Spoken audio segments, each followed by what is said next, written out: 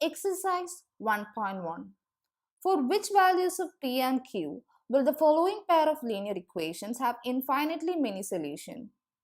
നമുക്ക് രണ്ട് linear equations തന്നിട്ടുണ്ട്, രണ്ട് pair of linear equation same വേരിയബിൾസിൽ. ഇതൊരു NCERT എക്സാംപ്ലാർ ക്വസ്റ്റ്യൻ ആണ്. നമ്മളോട് ചോദിച്ചിരിക്കുന്ന ഏത് വാല്യൂ ഓഫ് P ആൻഡ് Qനാണ് ഈ രണ്ട് ഇക്വേഷന് ഇൻഫൈനറ്റ്ലി മെനി സൊല്യൂഷൻസ് ഉള്ളതെന്നാണ്. സോ നമുക്ക് തന്നിരിക്കുന്ന രണ്ട് ലീനിയർ ഇക്വേഷൻസ് ആദ്യം ഒന്നും എഴുതി വെക്കാം. So first equation is 4x plus 5y equal to 2. Second equation is 2p plus 7q into x plus p plus 8q into y equal to 2q minus p plus 1.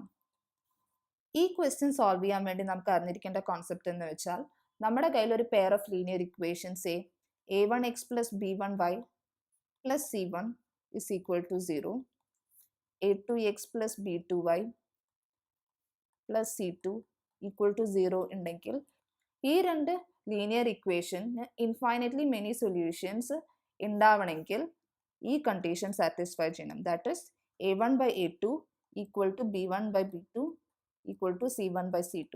ഇത് actually പറയുന്നത് എന്താ? ഈ തന്നിരിക്കുന്ന രണ്ട് ലീനിയർ ഇക്വേഷന് corresponding straight ലൈൻസിന് infinitely many intersecting points ഉണ്ടാവണം. അത് വെച്ചാൽ ആ രണ്ട് സ്ട്രേറ്റ് ലൈൻസും കോയിൻസിഡന്റ് ആവണം. അതിൻ്റെ കണ്ടീഷനാണ് ഇത് ആക്ച്വലി. ഓക്കെ, സോ ഇനി ഈ കണ്ടീഷൻ ഉപയോഗിച്ച് നമുക്ക് ഈ ക്വസ്റ്റ്യൻ ഈസിലി സോൾവ് ചെയ്യാവുന്നതേ ഉള്ളൂ.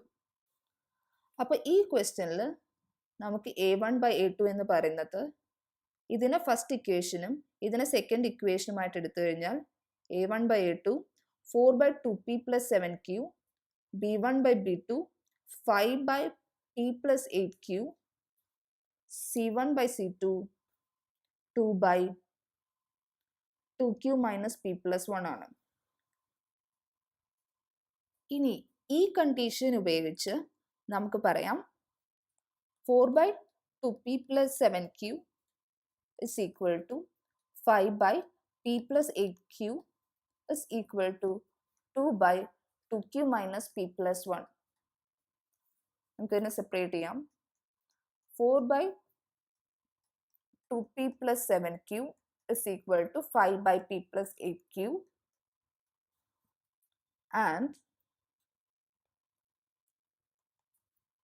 4/2p plus 7q is equal to 2/2q minus p plus 1.